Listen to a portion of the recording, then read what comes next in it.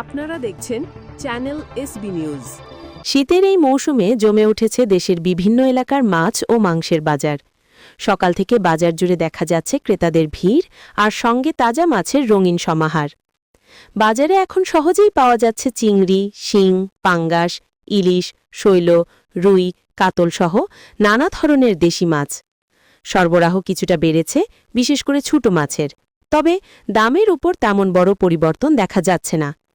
ক্রেতাদের অভিযোগ, মাছের বৈচিত্র্য বাড়লেও দাম এখনও তুলনামূলক বেশি। বিশেষ করে ইলিশ ও বড় সাইজের রুই কাতলের দাম মধ্যবিত্তদের নাগালের বাইরে রয়ে গেছে। এদিকে শুধু মাছ নয়, গরুর মাংস, মুরগির মাংসের বাজারেও স্থিতিশীলতা দেখা যাচ্ছে। গরুর মাংসের দাম কিছুটা বেশি হলেও ব্রয়লার মুরগির দাম তুলনামূলক স্থির রয়েছে, যা সাধারণ ক্রেতাদের মাঝে স্বস্তি ফিরিয়েছে। সব মিলিয়ে শীতের মাছ মাংস বাজার এখন বেশ জমজমাট।